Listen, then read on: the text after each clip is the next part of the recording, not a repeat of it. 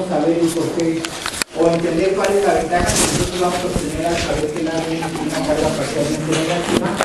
Vamos a saber que estas mismas propiedades nos van a permitir obtener y codificar, o eso nos trabaja la selección y codificación del ADN de los medios de tipo comerciales. Vamos a ver que una vez que y como en base a la cuantificación vamos a ver unas características muy particulares del ADN. En primer lugar, vamos a entender que el ADN y el ARN son hidrófilos. ¿Esto por qué? Por la presencia de los puentes de hidrógenos que se van a formar y también a los grupos fosfatos. Si recuerdan, los grupos fosfatos tienen una carga parcial negativa, lo cual va a aumentar la hidrofilidad de los ácidos nucleicos, tanto el ADN como el ARN.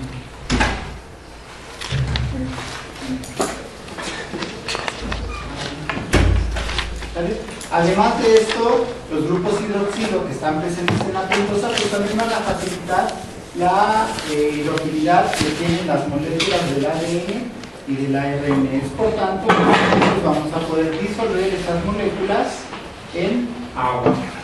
No obstante, aquí, ojo, estamos hablando exclusivamente del ADN. Acuérdense que en la naturaleza, dentro del núcleo, como ya lo vimos en la estructura primaria, secundaria y terciaria de los ácidos nucleicos, pues estos están completamente interactuando también con proteínas, lo cual ayuda a neutralizar este tipo de cargas, ¿de acuerdo? Ahora, otra característica importante es que a pH fisiológico, los grupos fosfatos, en los cuales se hacen las uniones fosfodiéster, que en el tema 2 vamos a ver la importancia de esto, van a presentar dos cargas negativas. Por lo tanto, los ácidos nucleicos pues van a tener una característica o una naturaleza ácida con respecto al nivel de pH. Otra característica bastante importante, que es de la que nosotros nos valemos junto con la del pH, por la carga parcial negativa para la electroforesis, pues es que los ácidos nucleicos en solución van a presentar soluciones demasiado viscosas. Es decir, debido a que las moléculas del ADN son más largas que anchas, van a producir este efecto de viscosidad.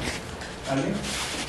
Por último, un efecto, y este es el último que vamos a ver, si recuerdan, habían características que conferían la estructura de alfa hélice o la estabilidad de la hélice a las moléculas de ADN. Unas de estas eran los puentes de hidrógeno, en el caso de citosina guanina con 3 y adenina timina con 2, ¿vale? La otra característica que le va a presentar esa estabilidad pues va a ser el apilamiento de las bases.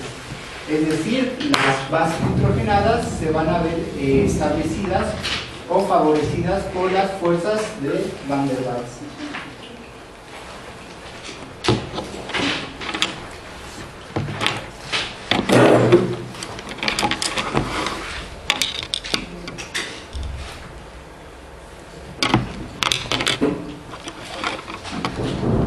De todos estos, me imagino que muchos pues, los pueden ver a simple vista, ¿no? Por ejemplo, lo que es el pH, lo que es el hidrófilo, pero también en sus materias anteriores. No obstante, me imagino que ya vieron lo de química, lo que eran las fuerzas de Van der Waals, ¿sale? Entonces, ¿alguien sabe qué es el apilamiento de las bases? ¿O qué es este fenómeno que se da y que aporta la estructura de la molécula del ADN? ¿No? Pues de forma sencilla lo que vamos a ver, o lo que nosotros vamos a llamar apilamiento de bases en alfa hélice, es lo siguiente. Tenemos nuestra alfa hélice y vemos cómo las bases se pueden apilar una sobre de otra. Una sobre de otra. Esto precisamente por las fuerzas intermoleculares, que en este caso serían las fuerzas de Van der Waals, obtenidas precisamente por las azúcares.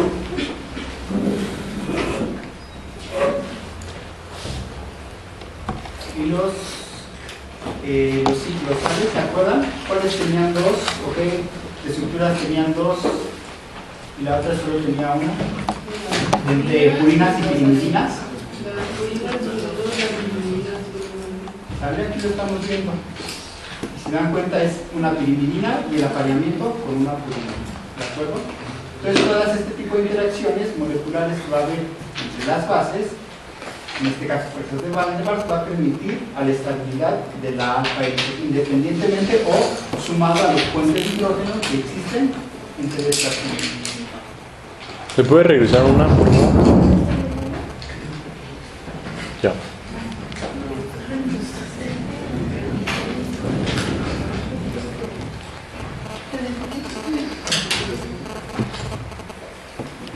Aunado a esto, las moléculas o los ácidos nucleicos van a tener algo que nosotros conocemos o que van a conocer y encontrar en la literatura como un efecto de tipo hipercrómico. ¿Qué quiere decir esto? Esto quiere decir que a medida que se apilan más las bases, va disminuyendo el coeficiente de extinción molar. El coeficiente de extinción molar lo vamos a ver cuando veamos ya las propiedades de absorción de luz UV en la próxima diapositiva. No es más que la velocidad en la que cambia la velocidad de absorción de la molécula, en este caso de la luz UV. ¿Sale? ¿Qué quiere decir esto? Que a medida que la molécula de ADN, nuestra alfa hélice, se hace más sencilla, la absorción del UV, y vamos a ver que esta será 260, aumenta. Por lo tanto, si yo tengo una alfa hélice y la separara en cadenas monocatenarias, pues absorbería más cadenas monocatenarias que mi alfa hélice. Y si a esta cadena monocatenaria la separo en cada uno de sus nucleótidos, pues la absorbancia va a aumentar o ser más en relación con la cadena monocatenaria. ¿Sale? ¿Y cómo se da esto? Se han hecho estudios y se sabe que la absorción es 40% menor que en una mezcla. Es decir, en mis puros nucleótidos, si comparo la absorbancia o la cantidad de absorbancia o el coeficiente de extinción molar de contra la cadena monocatenaria, pues la cadena monocatenaria absorbe 40% menos luz UV. ¿Sale? Y si esta cadena monocatenaria la comparo con la alfa hélice, pues la alfa hélice va a absorber 40% menos en relación con la cadena monocatenaria. Entonces, a más pares de bases, menor absorción. Exactamente. ¿Por qué? Porque disminuye el coeficiente de extinción molar, es decir, la cantidad de absorbancia. En pocas palabras. Y este efecto hipercrómico nos va a ser de mucha utilidad para poder determinar las concentraciones o las cantidades de ADN o de ARN, porque eso aplica para ambas moléculas, en una ley muy fácil, ampliamente conocida, y seguramente ustedes la han hecho también, que es la ley de Lambert. Ahorita la vamos a ver. Entonces, este coeficiente de absorción pues ha demostrado que los anillos heterocíclicos, ¿qué estructuras del ADN tienen anillos heterocíclicos? Los nucleótidos, ¿sale? Entonces estos nucleótidos van a absorber la luz UV a un cercano aproximado de 260 nanómetros con respecto a la longitud de onda del espectro visible. Entonces, sabiendo que los ácidos nucleicos son capaces de absorber la luz UV a 260, con un pico más alto a 260 nanómetros, pues vamos a utilizar una técnica que conocemos como espectrometría o espectrofotometría, la pueden encontrar de las dos formas, de UV. Hay dos, que tenemos la UV y la UV visible. Estas son las que vamos a utilizar de manera regular para determinar de forma cuantitativa la concentración de las soluciones. Y bueno, aplicado a esto, a los ácidos nucleicos, pues nosotros vamos a saber qué cantidad en específica o muy cercana a la real tenemos de una forma cuantitativa y no cualitativa de ácidos nucleicos. ¿Cómo vamos a saber esto? Bueno, en la imagen tenemos el espectrofotómetro. Lo vamos a saber con una ley muy sencilla y muy fácil, que es la ley de Beer-Lambert o Lambert.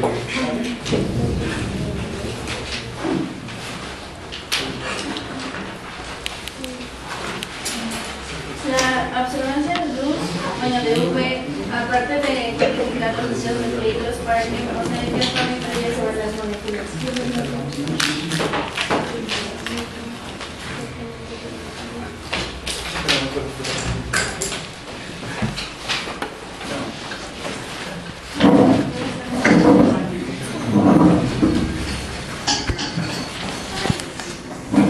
¿Qué es la ley de Beer-Lambert? Pues simplemente estos científicos descubrieron que la absorbancia de una solución, es decir, la cantidad que absorbe, o la transmitancia, la longitud de onda que cambia, es directamente proporcional a la concentración existente en mi solución. ¿Sale? Y aquí tenemos la fórmula, donde dice mi absorbancia es el logaritmo de I sobre I inicial de S por L. ¿Sale? ¿Qué es A? A es nuestra absorbancia, es lo que nosotros queremos cuantificar. Mi I0 es la intensidad de la luz incidente a una longitud de onda determinada. Entonces, si sabemos que los ADN, que los ácidos nucleicos, ADN absorben a 260 nanómetros, pues para hacer el cálculo de la concentración de ácidos nucleicos en una solución, nuestra longitud de onda será de 260 nanómetros. ¿Pero puede repetir qué es I0? I0 es aquí está, la intensidad de la luz incidente a una determinada longitud de onda. Entonces, yo hago incidir una longitud de onda en un punto muy focalizado de mi solución, Gracias. en la cual están mis ácidos nucleicos. La hago dirigir, V, ¿sale? Ese es mi I0. I es la intensidad de la transmisión, es decir, mi molécula ya absorbió esa luz, pero ahora necesita transmitirla o reflejarla, es decir, la va a cambiar la longitud de onda. Absorbe a 260, supongamos, y mi molécula ahora transmite a 280, a 270, es decir, hubo un desvío en la longitud de la onda. ¿Sale?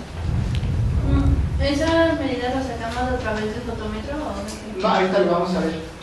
L es la longitud de ruta a través de la muestra, es decir, este radio incidente, mi inicial, a qué distancia se encuentra la zona emisora de mi muestra solución o de mi muestra problema. ¿Sale? Y C es la concentración de las especies absorbentes.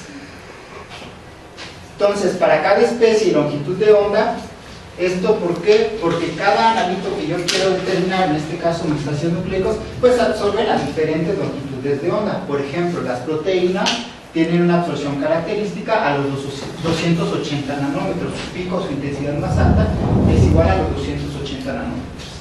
¿Sale? Y la epsilon es una constante conocida como el coeficiente de extinción molar, que es el que habíamos visto en la diapositiva anterior. Para cada molécula existe una tabla en la cual nosotros vamos a encontrar esta constante. ¿Sale? Ya está calculada para los proteicos, para las proteínas, para cualquier solución problema que pueda absorber, porque no todos los analitos absorben, ya existe un coeficiente determinado de extinción molar.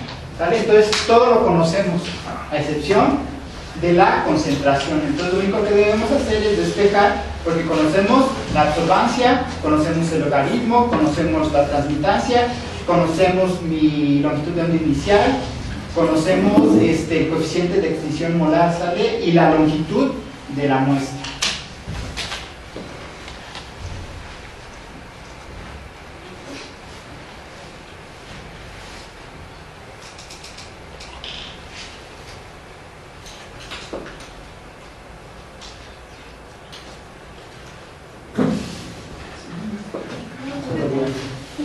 Entonces, ¿qué es lo que vamos a ver acá? Ya lo comentaba su compañero.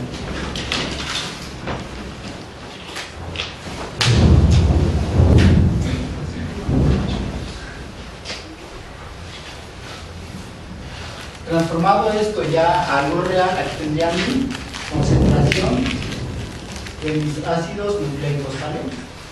Aquí tendría mi longitud de onda, en este caso sería lambda, ¿sale? Entonces habíamos dicho que los ácidos nucleicos absorbían a 260.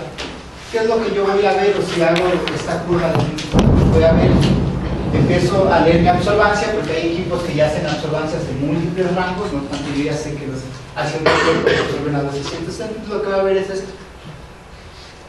¿Sale? Con el pico máximo a 260 nanómetros. Es cuando alcanza la mayor absorbancia para cuantificar la concentración. ¿Por qué es importante esto? Habíamos dicho que las proteínas absorben a qué longitud de onda, 280 nanómetros. ¿Qué es lo que tendríamos con las proteínas? Esto, ¿de acuerdo? Entonces la ley de Lambert-Beer o de Beer-Lambert nos va a permitir determinar la concentración de mis ácidos nucleicos. Eso es muy importante. Esto ya lo vamos a ver para PCR. Cuando hagamos PCR necesitamos cantidades muy específicas. 100 nanogramos, 1 picogramo, 2 picogramos, etcétera, ¿sale? Dependiendo de la reacción que nosotros vamos a hacer para la PCR, ¿sale? Pero muchas veces la PCR, en este caso la polimerasa, es inactivada por proteínas. Habíamos dicho que el ADN siempre está unido a ¿qué? Para llevar a cabo el superenrolamiento. ¿Siempre qué, perdón? Está unido a qué? Forma un ¿qué? El ADN para compactarse. En eucariotas, ¿en qué? ¿Bucle? En proteínas, estas proteínas se llamaban histonas. Y esto formaba un nucleosoma, ¿sale? Y la unión de estas como redes o perlas o cuentas se formaba en sobreredes, ¿sale? Entonces todas esas proteínas no nos van a favorecer para poder llevar a cabo la purificación de ADN y por lo tanto la PCR. Entonces, ¿cómo yo voy a determinar si mi muestra está contaminada con proteínas solamente que trae el ADN? Seguimos la ley de Lambert. Determino la concentración de proteínas a 280, determino la concentración de mis ácidos nucleicos a 270 e incluso para técnicas antiguas puedo determinar la concentración de los fenoles, porque con fenol al principio se extraían los ácidos nucleicos. Tendríamos esto. Y si hago la relación 260 sobre 280 y 230 sobre 260, me va a dar un número muy significativo a 1 y a 1, ¿sale? ¿Qué es lo que nos quiere decir esto? Si nos da un número por debajo de 1, para el caso de la relación ácidos nucleicos, proteínas, aplicada la relación aplicada a través de la ley de Lambert, pues nos va a decir que tengo más proteínas que ácidos nucleicos. Por lo tanto, mi PCR puede que no salga. ¿Por qué? Porque tengo contaminación por proteínas. Si hice mi PCR y me da una relación 260, 280, perdón, mi extracción de ácidos nucleicos, me dio de 0.5, no voy a poder hacer PCR. Tal vez la puedo hacer de forma experimental, pero ya no de una forma diagnóstica. ¿Qué pasa con el ácido, con los ARN? El ARN, al ser monocatenario, es todavía más sensible. Necesito purezas de 9 o 1, ¿sale? Prácticamente nada de proteínas. Si hiciera mi gráfica, aquí tendría esto en proteínas y aquí tendría esto en fenoles, es decir, mi muestra está prácticamente pura, por lo tanto es viable para poder hacer PCR o otro tipo de técnica como Soder, Noder, que vamos a ir viendo, ¿sale? Lo mismo ocurre para el caso de los fenoles. Y las proteínas que se pueden encontrar en el DNA que lo pueden, o sea, que pueden no hacer que la muestra salga bien, son las histonas, ¿o qué son? Sí. Bueno, aparte de las histonas, porque el ADN está empaquetado en las histonas, en este código, en este octámero. Pero aparte de las histonas, las células que la que vamos a hacer el ADN, pues produce proteínas, el citoplasma es abundante en proteínas. Todas estas proteínas también nos pueden interferir para obtener un ADN puro, ¿sabes? ¿Qué se hace para que se vayan las histonas? Lo que haces, usas proteasas 1, lo que van a hacer es cortar en los grupos amino. Entonces, a mi proteína, de pasar a una estructura cuaternaria, la puedo pasar a una terciaria o secundaria. Después hago procesos de desnaturalización. Por ejemplo, la caliento. ¿Qué pasa a un huevo cuando lo calientan? Se desnaturaliza. Se desnaturaliza. Entonces, calentando desnaturalizo la proteína, no desnaturalizo mi ADN, eso lo vamos a ver más adelante. Entonces, mi proteína ya desnaturalizada es incapaz de regresar a su forma original. Lo que voy a hacer es por centrifugación, como mis proteínas son más densas que mi ADN, pues mis proteínas se van a ir hacia el fondo. ¿Vale? Hay diferentes técnicas, las vamos a ver en la práctica de extracción de ADN. Hay más de una. ¿Vale?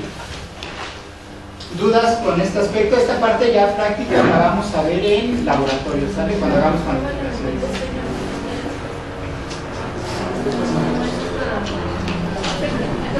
La prueba de cometa se determina el ADN. La prueba de Cometa. sí. La prueba de ensayo cometa hay muchas, está Túnel, por ejemplo, y cometa. Ahí lo que tú estás viendo es la integridad del ADN, es decir, si hay daños genotóxicos, no citotóxicos, ¿sale? Porque a veces la fragmentación del ADN es como si hiciéramos es una electroforesis. Cuando hagamos electroforesis vamos a ver algo muy similar a lo que sería cometa. ¿Sale? O sea que la electroforesis se hace por Bucher. Sí, listo, Bucher. ¿Qué otras características nosotros nos vamos a valer para poder estudiar o manipular a las moléculas del ADN? Pues en este caso una de estas va a ser la desnaturalización. ¿Qué es la desnaturalización? Ya lo habíamos visto, es cambio estructural en la molécula, en este caso, del ADN. Porque es importante que la cadena del ADN se desnaturalice. La parte fundamental es para los procesos de copiado.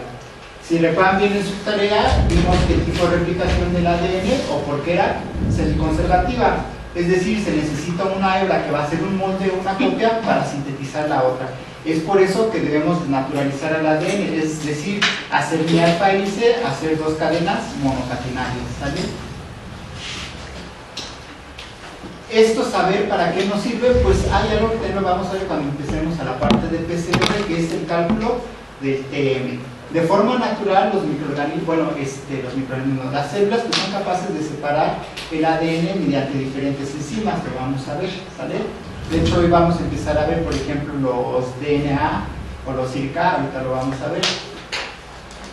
Pero de forma experimental, nosotros que ya purificamos el ADN y sabemos que no debemos tener proteínas, pues vamos a hacer algo que se va a llamar el cálculo del TM o el punto de fusión. ¿Qué es el punto de fusión? Ya lo vieron también en sus prácticas de, no me acuerdo si de fisicoquímica o de bioquímica. ¿Qué es el punto de fusión de una proteína, de una muestra, de lo que ustedes quieran? Es cuando cambia de su estado natural a... De, ajá, Cuando se naturaliza, pierde sus propiedades.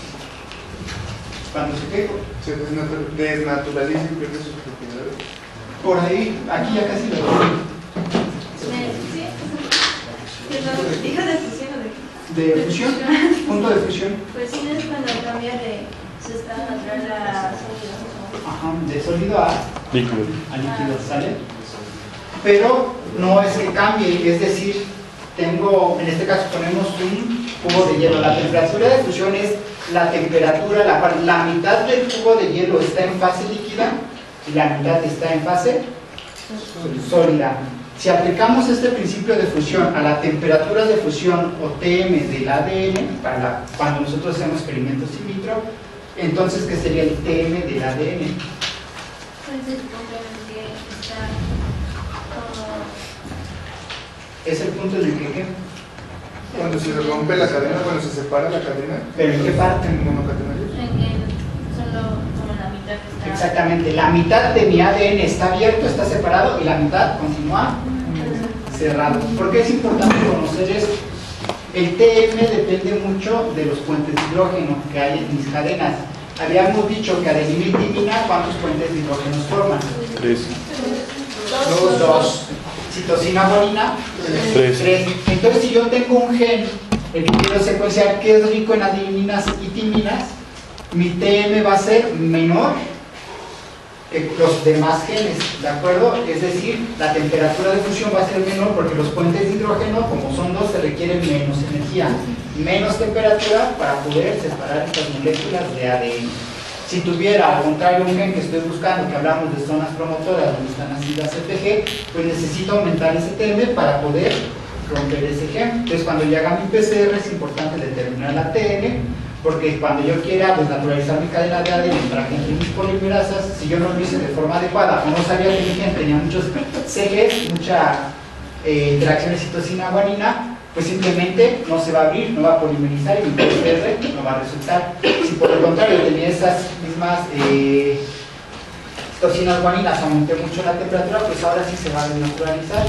Lo mismo para la adenosina timina, si tengo AT y abrí, pero también aumenté mucho la temperatura, pues también voy a abrir todas las cosas que no me estaban interesando en ese momento. Eso lo vamos a ver cuando hagamos PCRs que son más específicas, ¿sabes?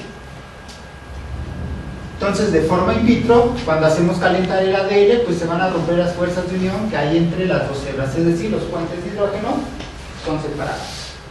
Entonces el TM es como el punto de fusión. Es el punto de fusión, exactamente. Más que punto de fusión es temperatura de fusión, temperatura melting, ¿sabes? Eso significa TM.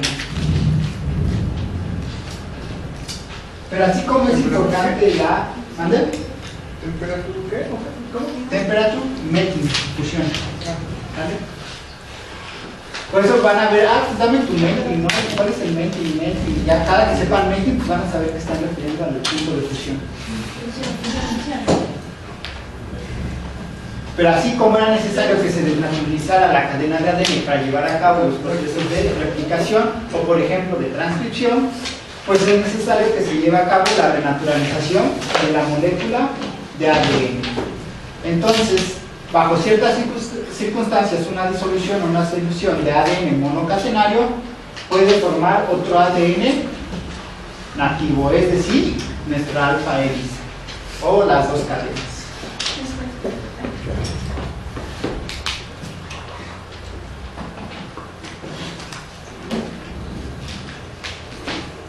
¿Qué requisitos necesitamos para que esto no pase? Bueno, para que esto pase, uno, que existe una cadena complementaria. Ya habíamos visto que siempre se aparea de forma complementaria la cadena, ¿sale? Adenina-timina, no, perdón, sí, adenina-timina o adenina-citosina, pero las cadenas deben ser complementarias. Habíamos dicho que una va 5', la contraria son todos los ácidos, los nucleótidos contrarios en dirección 3', 5', ¿sale? Es complementaria, reversa. Si no existe esta complementariedad, pues simplemente mi cadena de ADN no va a poder juntarse toda, porque van a quedar huecos o vacíos. Entonces es uno de los requisitos para la renaturalización del ADN. La segunda, y si lo hacemos de forma experimental in vitro, es que no lo haya calentado tanto que ya la haya denaturalizado hasta la parte de los nucleótidos, ¿vale? ¿De qué nos sirve esto? ¿O por qué es importante saber que la cadena se puede renaturalizar y necesariamente tiene que ser con una cadena complementaria? Pues uno, lo vamos a ver en el proceso de transcripción cuando veamos la síntesis de proteínas, pues el RNA es perfectamente de transcripción, es perfectamente complementario, ¿sale? A la cadena de ADN. Por lo tanto, se puede llevar a cabo el proceso de transcripción. Cuando separamos y se producen las dos replicación y generamos ahora dos cadenas, pues estas dos cadenas que se van formando pues tienen que ser complementarias, por lo tanto, se renaturaliza y se forman estas dos nuevas cadenas. La otra, y es una de las grandes ventajas que nosotros vamos a encontrar nuevamente para las aplicaciones de biología molecular, son los procesos de hibridación. ¿Qué es la hibridación? Pues es simplemente la combinación de una molécula de ADN con otra molécula, ya sea de ADN o de ARN, la cual no es la original. ¿Para qué nos sirve saber esto? Supongamos que queremos detectar una enfermedad. Generamos una placa, los famosos chips. Tenemos nuestro chip y a este chip yo le pongo mi ADN. Pero este ADN ya lo desnaturalice, lo separé. Uno tras otro, uno tras otro, uno tras otro, uno tras otro, uno tras otro. En la otra parte de la placa hay una molécula, ya sea de ADN o de ARN, que es complementaria a una mutación muy específica de la enfermedad, ¿sale? Entonces, cuando yo ponga este ADN monocatenario que separe del individuo a mi placa de diagnóstico, entonces, solo donde se una, o si se hubo unión y por lo tanto hubo fluorescencia, porque lo puedo marcar con diferentes colorantes, entonces la enfermedad está presente, ¿sale? Esto lo determiné por un proceso de hibridación, ¿sale? Tengo una ADN complementaria en mi placa, en el cual tiene la mutación, o tiene la secuencia que está mutada o que está presente, y si se unió y se apareó mi ADN es que era complementaria y por lo tanto está en la enfermedad. Si no se unió, pues nunca se apareó y la enfermedad no está presente, ¿sale? Eso también se hace con los famosos microarreglos que los vamos a ver al final, son procesos de hibridación, también para el caso del overloading, etc. Son técnicas que vamos a ver al final del curso, ¿sale? Bueno, entonces con esto daríamos nosotros por terminado el tema 1, que son la estructura y las propiedades de los ácidos nucleicos. ¿Alguna duda que tengan? ¿Sí?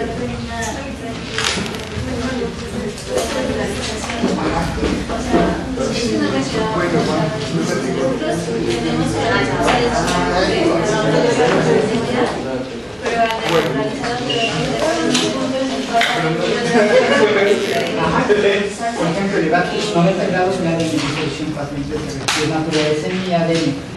Entró la polimerasa, pero ahora necesito que se renaturalice, disminuye la temperatura. Entonces, al variar la temperatura, ya no hay energía suficiente que puede definir la interacción de los componentes de órganos de mis adeninas químicas o aminoácidos. Entonces, en automático, por entropía es lo más favorable, se vuelven a partir. ¿Y para qué dejamos de dejar entonces se queda renaturalizando la temperatura? Es que, por ejemplo, si ya no tengo proceso de hibridación, tengo que desnaturalizar.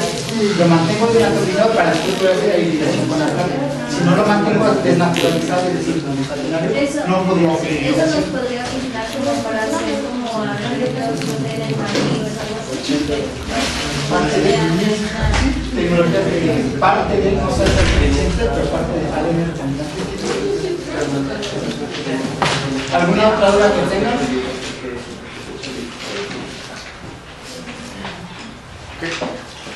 ¿Dudas? ¿Quejas? ¿Comentarios?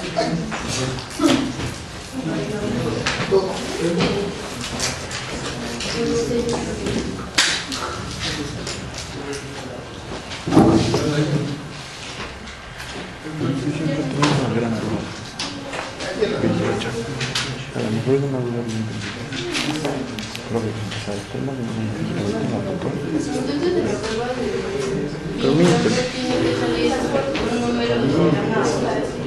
No, la prueba de Lambert-Eaton me dice la concentración que tengo. Había dicho que la concentración es directamente proporcional a la absorbancia. Es decir, si tengo, para eso tengo que hacer curvas de calibración, no se inició la determinación de serológica bovina. ¿Sí? Hay una arma de hecho de determinación o cuantificación de serológica bovina. Según yo, eso Como le veo en ¿sale? Es lo que va a ver acá en la ley para no confundirlo, porque tal vez me fui muy rápido de esa parte. Primero necesito hacer una curva de calibración. Una sustancia conocida a una absorbancia conocida, es decir, si aquí tengo 1 gramo, pues creció esto, 2 gramos, creció esto, y así sucesivamente, ¿sale? Eso es lo que tengo con respecto a concentraciones. Lo mismo ocurre para el ADN. 1 gramo es equivalente a esta unidad de absorbancia. Esa es mi ley de Lambert-Eaton, ¿sale? 2 gramos es igual a esto, 3 gramos y así sucesivamente, ¿sale? Esa es la cantidad que yo tengo en gramos y por eso me sirve la ley de Lambert-Eaton. Pero también sé, este es diferente, que esta ley de Lambert-Eaton que lo hice, de Lambert-Eaton que lo hice para ácidos nucleicos, la puse para proteínas, absorbancia en proteínas. Tendría lo mismo, ¿sale? Si no tengo proteínas, pues simplemente aquí no habría nada, no iría creciendo, no habría línea que crezca, sería así. Es lo que busco, lo ideal yo para hacer mi PCR.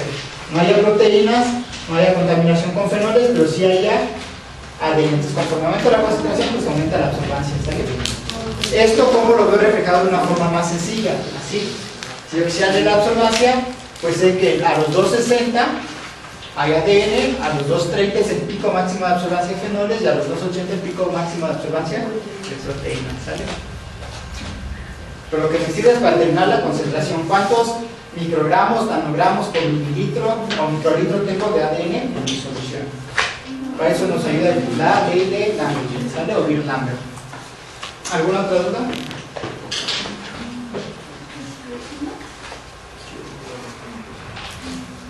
Vayamos pues. Vamos a lo interesante.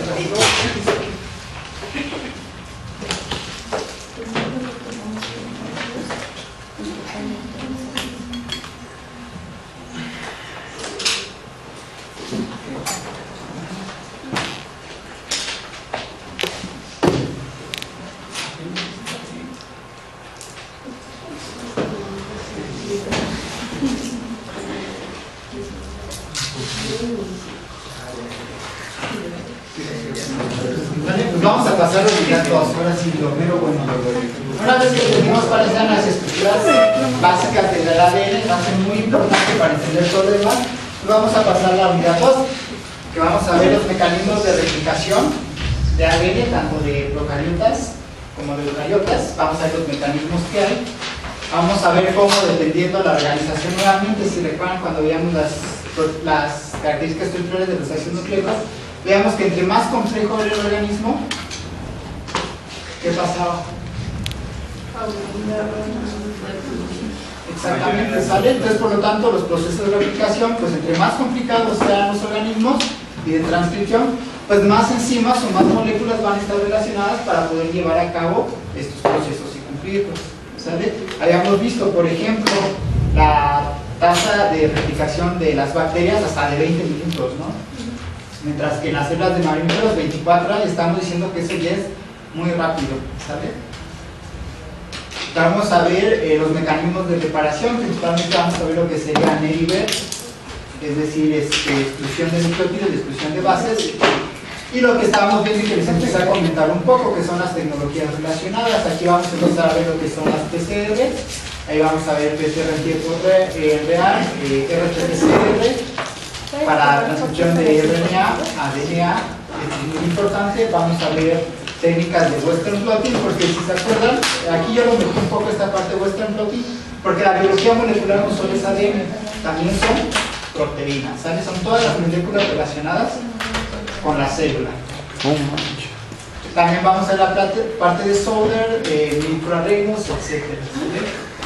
Entonces, si sienten aquí que voy tal vez un poquito rápido, algo que quedó muy claro, díganme por favor para tratar de regresarlo.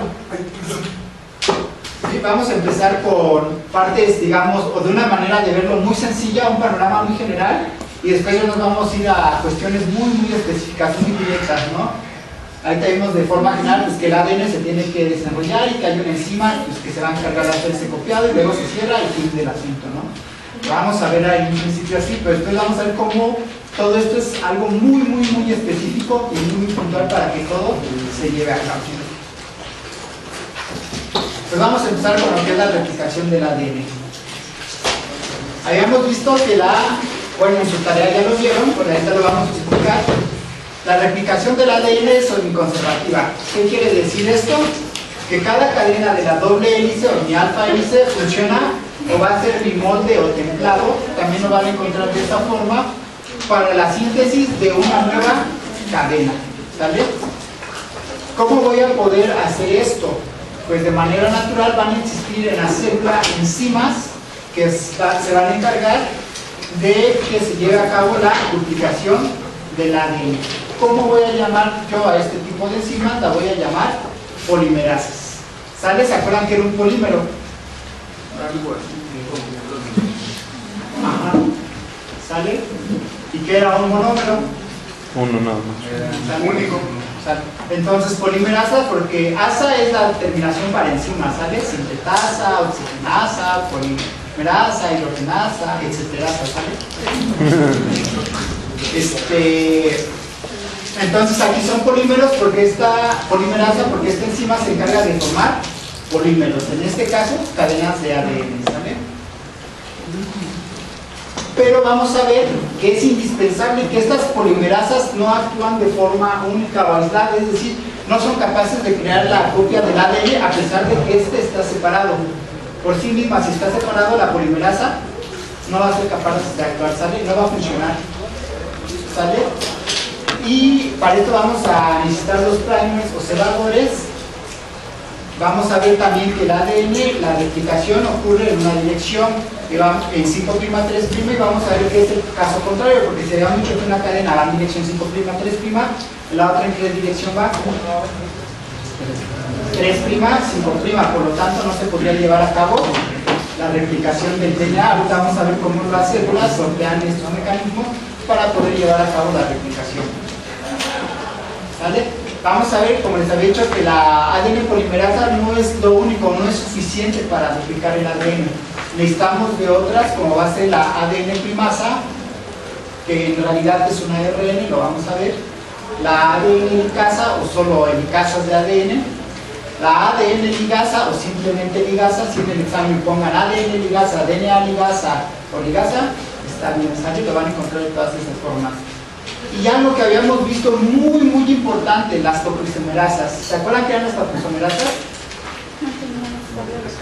Topoisomerasas. La habíamos visto en superenrollamiento. Son las enzimas que van a llevar a cabo o van a facilitar ese superenrollamiento del ADN, ¿sale? Vamos a ver las topoisomerasas. Es lo que vamos a mantener o relajar a su vez la torsión del ADN. Vamos a ver también que en la replicación del ADN pues habíamos dicho que se van a formar dos nuevas cadenas. En el caso no de los templados o moldes, sino de las dos nuevas cadenas que se están formando, vamos a ver que vamos a tener una que se genera más rápidamente o ligeramente más rápida que la otra, que vamos a llamar la cadena líder. Mientras que hay otro, y este es un fragmento continuo, no se detiene, sale prácticamente. Pero hay otra cadena que se va a llamar la cadena rezagada, que esta se va a ir formando por pequeños fragmentos, que van a ser los famosísimos fragmentos de Okazaki. Ya saben más que yo, entonces me van a explicar. No, regresa.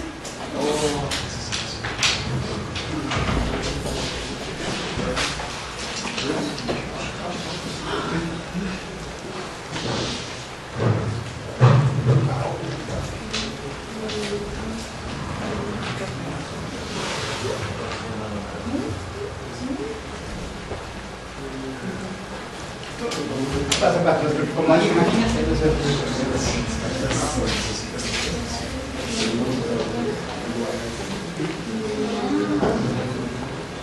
¿y se me ocurre?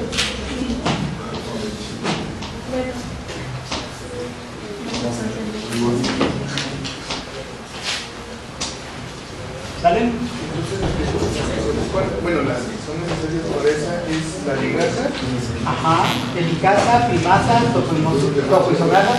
Pero vamos a ver muchísimas proteínas más, ¿no? Por ejemplo, SSB, vamos a ver todos los dominios que tiene las topoisomerasas y cómo, las polimerasas y cómo es que polimerizan, etcétera, etcétera, etcétera, ¿sale?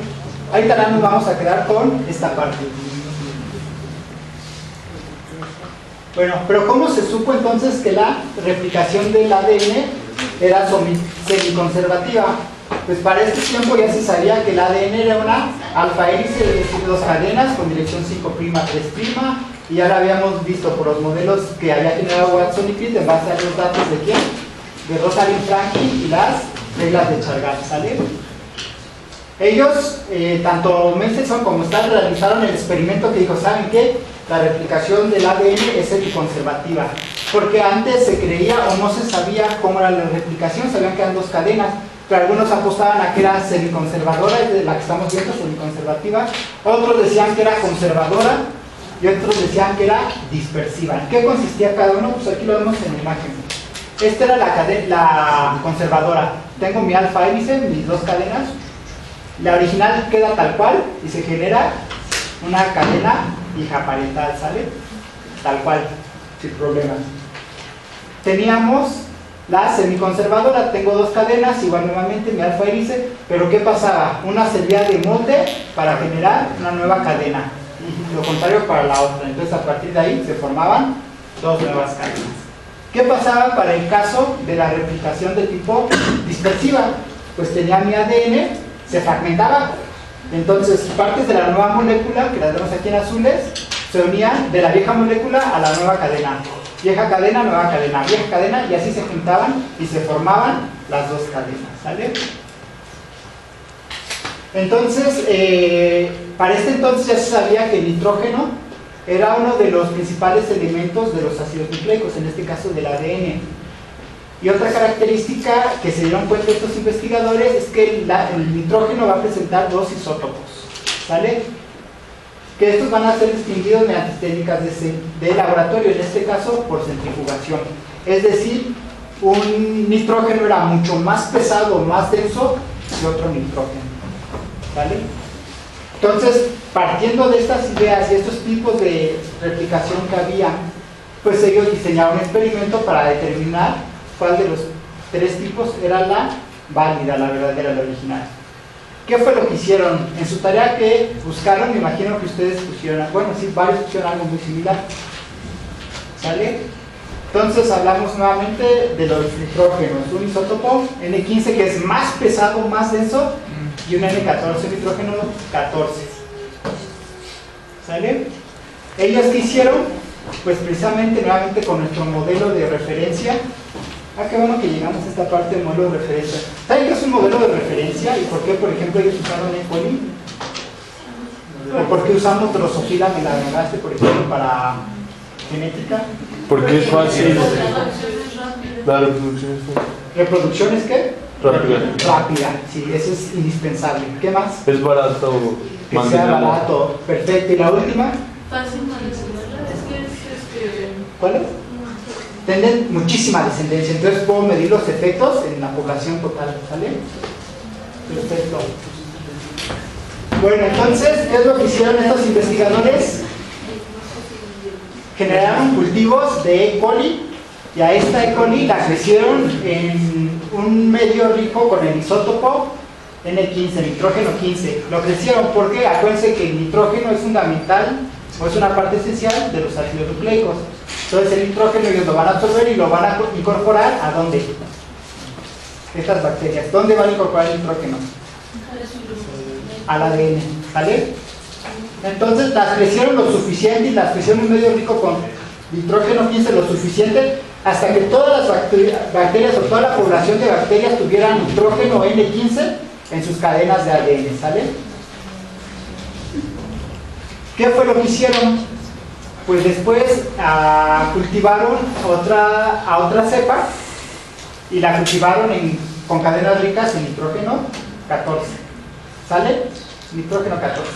¿Qué fue lo que vieron? Que las que tenían nitrógeno 14 seguían siendo nitrógeno 14 y las que tenían N15, si las dejaban en N15, siempre iban a seguir siendo nitrógeno 15. ¿Qué fue lo que hicieron después? Pues ahora les cambiaron el medio. ¿Sale? A las que eran N15, ahora les pusieron N14. ¿Sale? ¿Qué es lo que va a pasar? Y la dejaron que se replicara durante una generación. ¿Por qué una generación y no más? Porque es lo suficiente para el proceso de transcripción. No, por ahí va, ¿es lo suficiente para qué? Para que se vean los componentes. No, para que se formaran qué?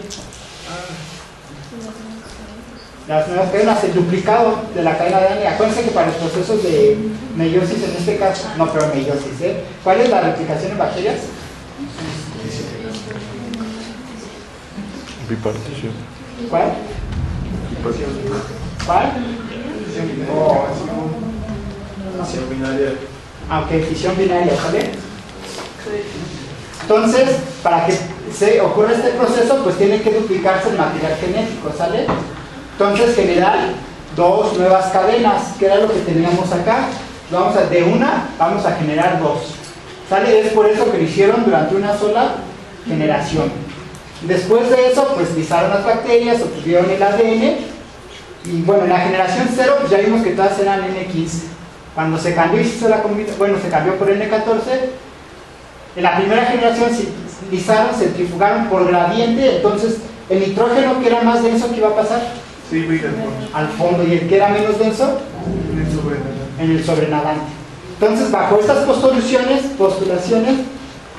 si la replicación era conservativa, pues iban a generar dos gradientes, uno con los isótopos o dos gradientes de ADN, uno con los N15 y otro con los N14.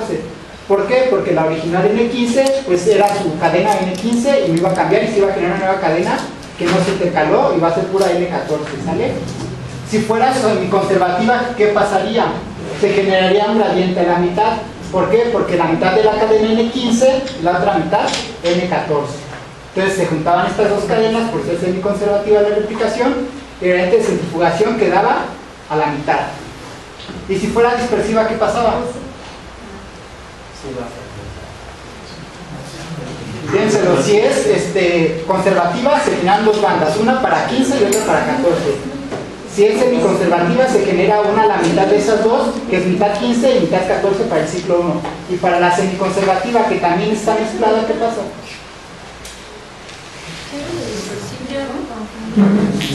Era para la dispersiva, ¿no?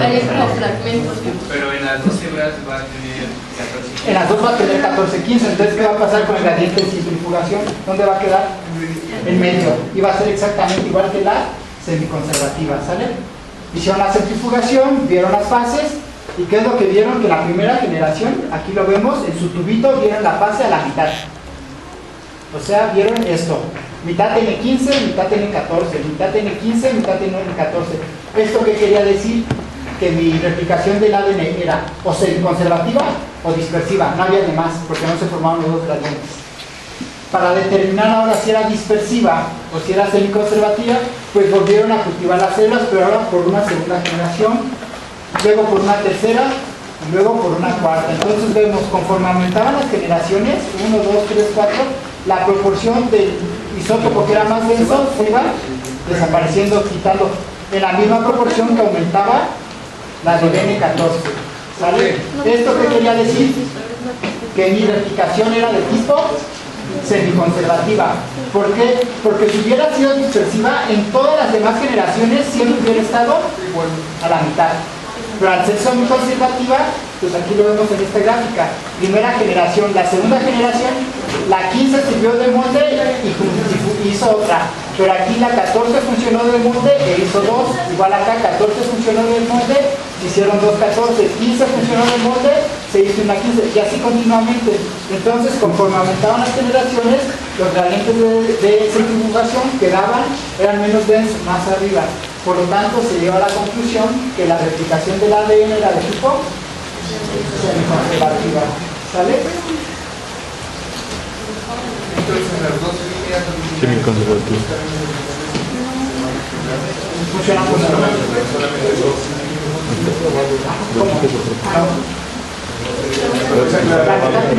Por eso, pero de las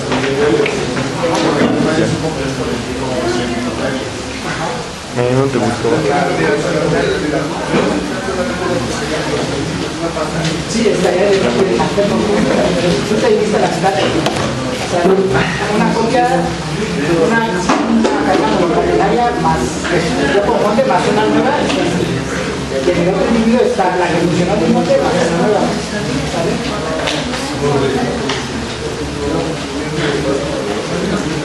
¿Dudas por el momento? Sí, ya las ventanas, por favor. Si no les entramos,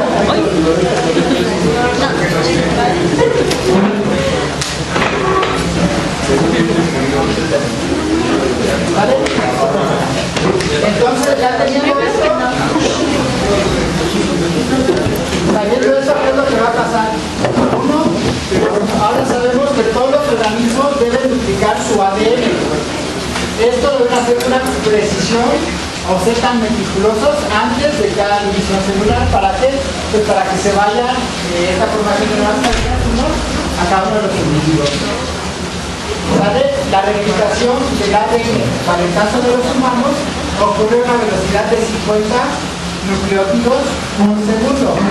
Mientras que los procariotas, las bacterias, ya vieron, es de 500 nucleótidos por segundo. Sale 10 veces más rápido la replicación del cromosoma bacteriano, los bacterianos, que de los cromosomas humanos. ¿Sale? Esto que es lo que habíamos visto ya en un principio con las estructuras. Los procariotas van a abrir una sola burbuja de replicación, a diferencia de los eucariotas que van a abrir múltiples burbujas de replicación. ¿Qué va a implicar esto? Que pese a que la tasa de velocidad, por ejemplo, el humano de 50 nucleótidos por segundo, a tener múltiples burbujas, podemos prácticamente igualar esta tasa de replicación con los procariotas. ¿Sale? Y para el caso nuevamente de los procariotas, el ADN se replica en toda su longitud por la confluencia de la burbuja, es decir, la replicación Z. Entonces, ¿cómo es que vamos a ver el proceso de replicación del ADN en los procariotas? Así que. ¿Vale? Es decir, aquí lo tenemos. Tenemos la nueva cadena de ADN que se va formando. Y habíamos dicho que se formaban dos áreas a partir de una. Habíamos dicho que necesitábamos estructuras especiales que permitieran, uno, aliviar la torsión del ADN. Entonces, esta quinasa es una topoisomerasa, ¿sale? ¿Por qué? Porque alivia la torsión del ADN. Vamos a necesitar de una helicasa. La helicasa, ¿qué es lo que va a hacer? Separar a las dos cadenas de ADN para que funcionen como molde. Habíamos dicho que aquí era les dije que era una ADN primasa, ¿sabes? Que es en realidad un primer a base de ARN. Vamos a tener la polimerasa con una sensibilidad beta, ¿sale? Esta es una polimerasa de tipo 3. Vamos a ver que existen otro tipo de polimerasas. Y al final, para el caso de los fragmentos de Okazaki, vamos a necesitar ligar estos fragmentos mediante una ADN polimerasa de tipo 1 o una ADN ligasa, ¿sale? Entonces, si lo viéramos muy bonito, Se va a ver de esta forma. Ya decía la ARN Poner los primers, porque habíamos dicho que la ADN polimerasa, en este caso la tipo 3, no era capaz de sintetizar si no había un molde. ¿Sale? Entonces este molde lo pone en la primasa, que lo que va a poner es unos primers. Entonces, al tener ya unos primers en la cadena complementaria, pues la ADN polimerasa sí la reconoce y le empieza a polimerizar. ¿Vale? ¿Qué eran los primers? Es una proteína, pero... No, los primers son una secuencia de nucleótidos que sirven como anclaje para el reconocimiento de la ¿Y polimerasa. esos las de los caras o...? Sí, ahí te lo vamos a decir. Los primers también son los que inician la replicación, o sea, en una cadena de señalización. No, señalización es Bueno, diferente a la aplicación. cuando se manda a replicar una porción específica de la ADN, que es lo que funciona como identificador para replicar esa zona en específico. Sí, aquí está, miren. Esta es la idea general, ¿no? Separamos las cadenas, ¿sale? Ya habíamos establecido que era semiconservativa. Una parental y una cadena nueva. Una cadena complementaria. Tenemos que romper los puentes de hidrógeno. ¿Quién va a hacer esto? La casa, perfecto, ¿sale? Entonces ahí está este proceso, ahí entra en casa, rompí mi cadena de ADN, ¿sale? Vamos a ver unas proteínas que se llaman SSBS, que su función va a ser evitar que la cadena que ya se abrió se vuelva a unir, ¿sale? Las SSBS, ahí te las vamos a ver. Esto crea la famosa burbuja de replicación, y como habíamos visto, en eucariotas hay muchas burbujas, no solo una. En procariotas solo había una única burbuja. Entonces ahí vemos, se formó la burbuja y se forma la horquilla de replicación, ¿sale? Es decir, con este como tenedor, esta como set, ¿sabes? Sale niebla parental, que hace niebla conductora, entra la ADN polimerasa de tipo 3, pero habíamos dicho que la ADN polimerasa no reconoce solo porque sí, necesita un primer, ¿sale? Ahí va a entrar mi primasa.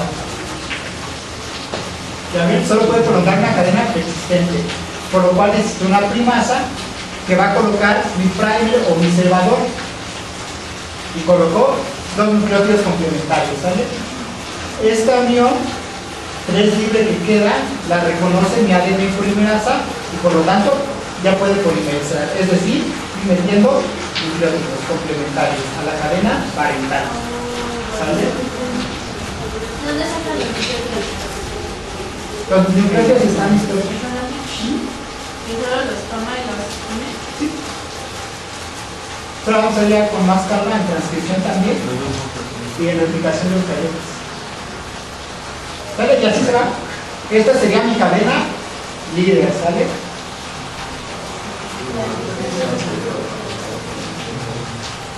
Donde la polimerasa, aparte de hacer la cadena complementaria, va uniendo. No, el que abre es la linkasa, lo habíamos visto. Y hace la burbuja. La linkasa va adelante de la polimerasa. Exactamente ahí es, ¿sale? Después, esta primasa, como era una RNA, es decir, poder incorporar uracilo en vez de quinina, pues necesita ser retirada, que es lo que estamos viendo, ¿sale? Ahí está, ya se puso ahora ADN en vez de ARN.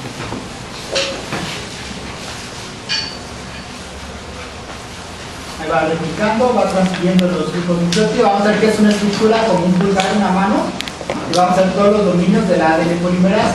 Entonces lleva el nucleótido, habíamos dicho que en forma natural está como, por ejemplo, para el caso de la adenosina, es ATP, sale adenosina fosfato, pero no la adenina.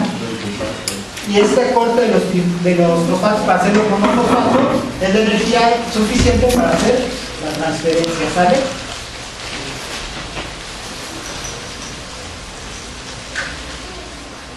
Y así la polimerasa va incorporando nucleótido por nucleótido, ¿sale? Uno tras otro. Y hay liberación de energía, ahí está. Hay ATP, se rompe, se libera energía y se lleva a cabo la reacción, ¿sale? Se hace el enlace fosfodiéster y y se forman los puentes de hidrógeno, ¿sale? La polimerasa entonces va a traer nucleótido y a los 3 fosfatos. No, el dinucleótido ya tiene los 3 fosfatos, ¿sale? Pero hemos dicho hasta aquí que mi DNA polimerasa, bueno, la polimerización 1 solo se da en dirección ¿qué? 5'3'. Ojo, general, pero no confundir que mi polimerasa solo actúa en el fragmento 3'. ¿Sale? Tengo mi cadena 5', 3'. ¿Sale? Es por eso que la polimerización se da aquí y es continua, ¿sale? Pero puse mis primers, mis nucleótidos, adenina, uracilo, tirosina, por ejemplo, ¿sale? Entonces, esta, al ser complementaria, ¿esta qué dirección va a tener? 5', 3', esta mini cadena. La ADNA polimerasa solo incorpora en dirección 3', solo acá, ¿sale? Si no existe este enlace fosfodiéster 3', no se polimeriza. Es por eso que una primasa o RNA primasa transfiere o sintetiza este primer o este cebador, ¿sale? Entonces ahora sí, mi polimerasa actúa en dirección 5', 3', pero siempre del lado 3', ¿sale? Eso pasa para este caso, pero mi cadena, que es la rezagada, que es dirección contraria, 3', 5', ¿cómo va a funcionar?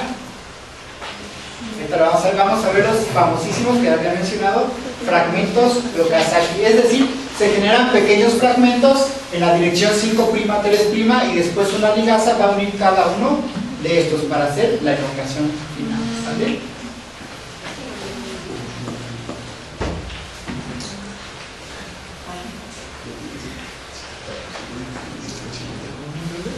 ¿Sale? Llega mi RNA primasa, añade mi cebador o primer, ¿sale? Habíamos dicho que va en dirección 5', en 3' solo polimeriza la DNA, polimerasa tipo 3, y empieza a hacer la polimerización de la cadena. Esta es la hebra que habíamos dicho, no era la hebra, era la rezagada, ¿sale? Primasa comienza una nueva cadena, porque acuérdense que es 5', 3', entonces va hacia allá, no de este lado. Por eso es que se van haciendo estos fragmentos, los fragmentos de Okazaki. Pues llega una DNA polimerasa. Ahí está, ¿sale? Cambia el ADN por el RNA. Esta es una polimerasa tipo 1. ¿Sale? Ahí cambió la timina por uracilo, ¿ya vieron? El uracilo por una timina. Entonces ahora ya es puro ADN, ya no tiene RNA. Llega una ligasa y va a unir estas, va a formar los puentes fosfodiéster, ¿sale? Entre los fragmentos de Okazaki para hacer la cadena continua. O sea, los fragmentos de Okazaki son los que van a complementar la cadena, o sea... La cadena rezagada, ¿sale? ¿Por qué? Porque se tiene que hacer en pequeños fragmentos 5', 3', conforme se va abriendo la horquilla o la burbuja de replicación.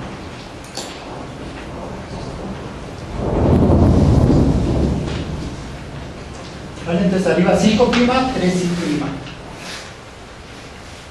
La cadena líder y la rezagada, una polimerasa, una primasa, ARN, polimerasa, actúa 3', 5', y al lado, como va en dirección contraria, pues se hace por pequeños fragmentos conforme se va abriendo la burbuja de replicación.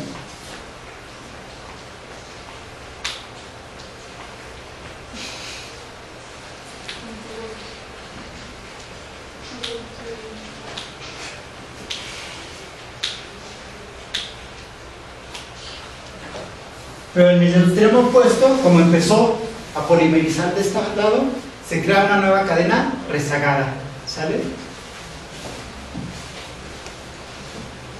Entonces sucede lo mismo del lado opuesto y se generan fragmentos de Okazaki. Y esto ocurre a la par, es decir, no se espera que una entre para que ocurra la otra, ¿sale? Es un proceso simultáneo, hay múltiples burbujas de replicación. Después entran las ligasas.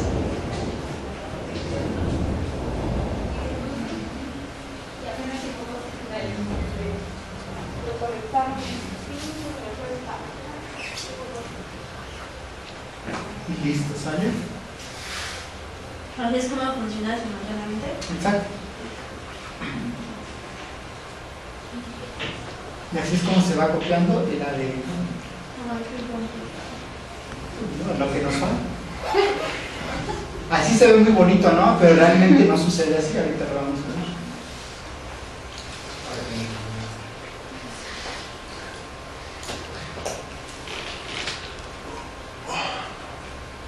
Ahorita vamos a empezar a ver que para que se produzca todo esto necesita haber un complemento que se llama horquilla de replicación.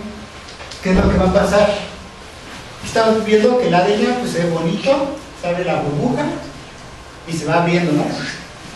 Eso no pasa así, no tengo una cadena lineal, mi ADN no está lineal, mi ADN está así,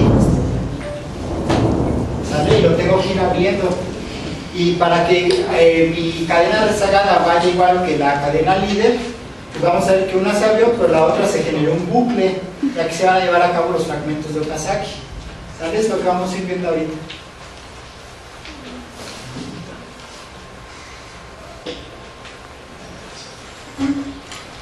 ¿Dudas con respecto al video ahorita? Y ahorita vamos a empezar por lo básico, fácil, y poco a poco vamos a ir poniendo más cosas, ¿sale?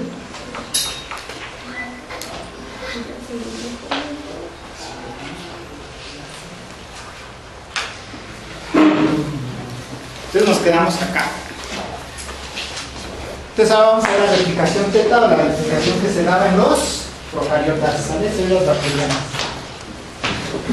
Entonces esa es la estructura teta. Si recuerdan ya más o menos la habíamos visto el tipo de replicación teta y decíamos que se llamaba replicación teta porque formaba la letra teta del alfabeto griego, era muy similar, ¿sale? Entonces, ¿cómo es la replicación en procariotas vista de modo bonito y simple, así como lo vimos? Pues bueno, entra una helicasa, desenrolla el ADN de doble cadena, ¿sale? Esto mediante la hidrólisis de ATP. Después habíamos visto estas proteínas, las SCB, que se van a unir al ADN monocatenario, es decir, a la burbuja, a la cadena que ya se abrió y se separó. Esto con la finalidad de que no se vuelvan a juntar las dos cadenas de ADN. Entra la primasa, pone mis primers, que son de RNA, ¿sale? Aquí en este caso, cerrador o primer es lo mismo, ¿sí? Sí, cerrador o primer. Después entra mi ADN polimerasa y se utiliza una cadena conductora a partir del cerrador, es decir, dirección 5', 3', ¿sale? Y habíamos dicho que solo reconoce la posición 3' del enlace fosfodieso, que había puesto la primasa. Después la ADN girasa, que es una topoisomerasa, se encarga de introducir superenrollamientos negativos. Si recuerdan la vez del cable,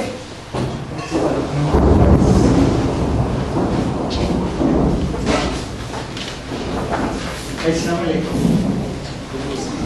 Mira, aquí está el superenrollamiento, ¿vale? Tenemos está así. Este tipo de topoisomerasa lo que va a hacer es un superenrollamiento negativo. ¿Por qué? Porque entre el bucle, entre más se vaya abriendo, pues más torsión va poniendo, sale a la cadena. ¿Cómo lo va a hacer? Lo vamos a ver después ya más específicamente. La topoisomerasa tiene funciones nucleasas, es decir, es capaz de cortar al ADN, lo gira y lo vuelve a conectar, ¿sale? Para que ahora ya no esté torcido, no hay ese superenrollamiento, ¿sale? Esa es la función de esta girasa, que es una topoisomerasa. ¿Sale qué son las SCB? Para poner nombre, son las Single Strand Binding Proteins, o las proteínas que se unen a una sola cadena, ¿sale? En pocas palabras. Después la polimerasa 1 va a quitar este primer que había de ARN y después una ligasa va a unir estos diferentes fragmentos de Okazaki. Entonces, como estamos viendo, aquí también hay una cadena líder y una cadena rezagada y también se van a formar fragmentos de Okazaki para el caso de los procariotas. ¿Sale? En los eucariotas también las Sí, en eucariotas también hay topoisomerasas, exactamente. Vamos viendo, como les decía, entre más especializado es el organismo, más proteínas y más moléculas y más complementos va a necesitar. ¿Y cómo se va rompiendo, por ejemplo, en donde hacen las uniones? Que recuerda que vimos lo de 4 enlaces, sí, se supone que son más estables como Las topoisomerasas hacen eso, las SCP y las helicasas exactamente. Al momento de conocerlas se perdió esa interacción. ¿Sale? Entonces regresamos nuevamente hasta a nuestro modelito, que se ve muy bonito, ¿no? Se ve muy bonito, ahí lo ven. Pero ahora vamos a ponerle ya nombres y apellidos. Si se dan cuenta, ahora existe una DNAB. ¿Sale? Y va a haber una DNA-A y va a haber una DNA-C. ¿Sale? Y esto como resultado, si lo viéramos desde lejos, una DNA quinasa que se dan cuenta va a desarrollándola negativamente para dejarla lista que entre la helicasa y vaya abriendo. ¿Sale? Mediante hidrólisis de ACP. Entonces, hay una que la vamos viendo y acá atrás de la otra que pasa. Sí, ahí te lo vamos a ver. Conforme se va polimerizando, se va cerrando, ¿sale? Porque hay complementariedad entre las bases. Habíamos dicho que eran los requisitos para la naturalización del ADN. ¿Sale? Entonces, ¿cómo se ve la replicación teta por pasos? Así. Tengo un único cromosoma circular bacteriano. Circular no es porque sea circular, ¿sale? Ya lo habíamos dicho. Circular, ese circular es porque no tiene principio ni fin, ¿sale? Está cerrado, exactamente. Lo tenemos así. Hay una zona de reconocimiento que ahorita la vamos a ver. Se empieza a abrir la burbuja de replicación, como habíamos visto, tanto en eucariotas como procariotas hay burbujas de replicación. Y se crean dos hebras, ¿sale? Se va abriendo y así es la estructura famosísima, estructura teta, para al final separarse esas dos cadenas de ADN como si fuera el número 8. ¿Vale?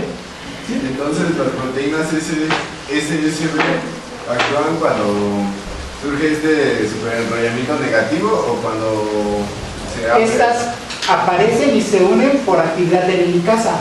Hay mucho que la helicasa rompe los puentes hidrógenos de la molécula. Entra la helicasa, entra las SSB, ¿sale? Las proteínas de unión monocatenarias, ¿sale? Otra vez el single chain binding protein, ¿sale? ¿Qué es la replicación teta? Pues ya vimos que sería muy bonito, ¿no? Pero pues no sucede así porque sí. La replicación teta se da con una sola burbuja o horquilla de replicación. Y esta horquilla u origen se llama ORI-C, ¿sale? Que significa origen de la replicación del cromosoma, por eso es ORI-C. ¿Qué es el ORI-C? El ORI-C es una secuencia de bases de 9 nucleótidos continuos en dirección 5'3', donde tiene zonas ricas en adenina, unión timina, AT.